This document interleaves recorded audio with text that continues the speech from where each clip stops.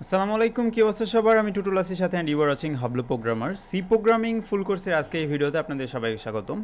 এতদিন ধরে আমরা কন্ট্রোল ফ্লো এর বিভিন্ন প্রবলেম সলভ করতেছিলাম। একইভাবে আজকেও আমাদের একটা প্রবলেম সলভিং ভিডিও থাকতেছে। সেটা হচ্ছে কিবোর্ড থেকে আমার ইউজার কোনো একটা নাম্বার যদি ইনপুট দেয়, সেই নাম্বারটা আমরা দেখব, চেক করে দেখব যে সেই নাম্বারটা পজিটিভ নাম্বার, নেগেটিভ নাম্বার নাকি সেটা জিরো। একদম ইজি একটা প্রবলেম। এটা আমরা আজকে সলভ করব ইফ এলস ল্যাডারের মাধ্যমে। অ্যান্ড আপনাদের জন্য একটা হোমওয়ার্ক থাকবে, এই সেম প্রবলেম আপনারা সলভ করবেন নেস্টেড ইফ এলস স্টেটমেন্টের মাধ্যমে। সো বেশি কথা না বাড়িয়ে শুরু করছি।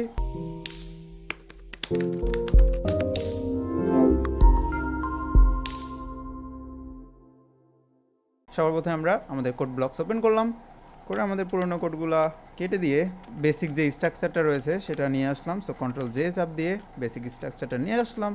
নিয়ে আসার পর যেহেতু কিবোর্ড থেকে আমার ইউজার কোনো কিছু ইনপুট দিবে, সেহেতু আমার একটা ভেরিয়েবল ক্রিয়েট করতে হবে। ইন্টিজার টাইপ ভেরিয়েবল ক্রিয়েট করলাম, নাম্বার নামের একটা ভেরিয়েবল ক্রিয়েট করলাম, এবং আমি কনসোলে কিছু একটা প্রিন্ট করব। সো প্রিন্টে ফাংশন লিখে কোটেশনের ভিতরে আমি বলে দিলাম যে enter a number. Okay, so আমার কনসোলে একটা জিনিস শো হইলো যে এন্টারের নাম্বার। দেন আমরা স্ক্যান অ্যাপ দিয়ে ইনপুট নিব। সো স্ক্যান অ্যাপ দিয়ে ইনপুট নেওয়ার জন্য কী করতে হবে, আমাদের একটা ফরম্যাট স্পেসিফায়ার ইউজ করতে হবে, %d, অর্থাৎ ডেসিমেল ভ্যালু যেহেতু নিচ্ছি, কমা দিয়ে এটার অ্যাড্রেসটা বলে দিতে হবে অ্যান্ড নাম্বার। ওকে, আমাদের ভেরিয়েবলটার নাম লিখে দিলাম। এখন আমাদের কন্ডিশন চেক করার পালা। সো আমরা ইফ এলস স্টেটমেন্ট ইউজ করতেছি, ইফ এলস ল্যাডার ইউজ করব। সো ইফের মধ্যে কন্ডিশন দেব যে আমাদের নাম্বারটা যদি 0-র থেকে বড় হয় তাহলে এটা কি হবে, প্রিন্টে ফাংশনে গিয়ে বলবো যে আমাদের %d is positive. Okay, semicolon দিয়ে দিলাম। একইভাবে আমরা এবার চেক করব কি, একইভাবে আমরা এবার নিব হচ্ছে এলসিফের মধ্যে আমরা একটা কন্ডিশন দেব যে নাম্বারটা যদি 0-র থেকে ছোট হয়। নাম্বারটা 0-র থেকে ছোট হলে কি বলবো, নাম্বারটা 0-র থেকে ছোট হলে বলবো যে আমাদের এই নাম্বারটা নেগেটিভ নাম্বার। সো উপরে যে প্রিন্টে ফাংশনটা ছিল সেটা নিচে দিয়ে আমরা এখানে লিখে দিলাম নেগেটিভ। ওকে, এরপরে আমাদের আরেকটা ব্লক থাকে, সেই ব্লকটা কি, else block. So else block দিলাম। এখন আমার কথা হচ্ছে ইফের মধ্যে যে কন্ডিশনটা আছে আমাদের নাম্বারটা 0-র থেকে বড়, যদি আমাদের নাম্বারটা 0-র থেকে বড় না হয় তাহলে কি হবে, নাম্বারটা 0-র থেকে ছোট, এই কন্ডিশনটা চেক করবে।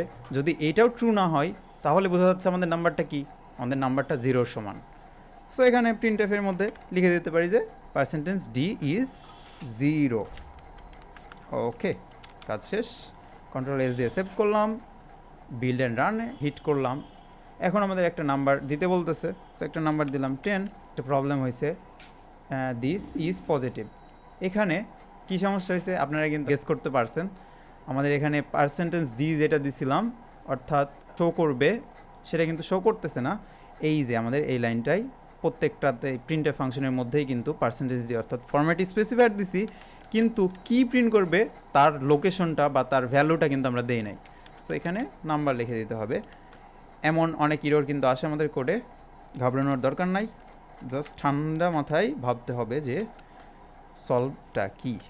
ওকে, কমা দিয়ে নাম্বার লিখে দিলাম, কাজ শেষ। কন্ট্রোল এস দিয়ে সেভ করে যদি আবার বিল্ড অ্যান্ড রান দেই, এখন যদি আমরা দিই আবার 10, সো 10 ইজ পজিটিভ। এবার একটা নেগেটিভ নাম্বার দেই, -10, -10 ইজ নেগেটিভ। আবার এটা রান করে যদি 0 দেই, 0 ইজ 0। সো আমাদের কোড কিন্তু সাকসেসফুলি রান করছে। একদম ইজি কিন্তু এই প্রবলেমটা ছিল। এখন আপনার কাজ কি, আপনার একটা হোমওয়ার্ক কিন্তু আমি অলরেডি দিয়ে ফেলছি।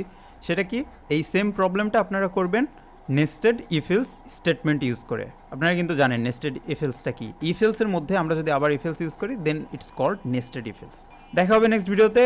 অ্যান্ড আপনাদের কাজ হচ্ছে এই কোডগুলো করবেন, গিটহাবে আপলোড দিবেন এবং আমাদের গ্রুপে পোস্ট করবেন। নেক্সট ভিডিওতে আমরা অন্য আরেকটা প্রবলেম সলভ করে দেখাবো। Have fun, take a risk.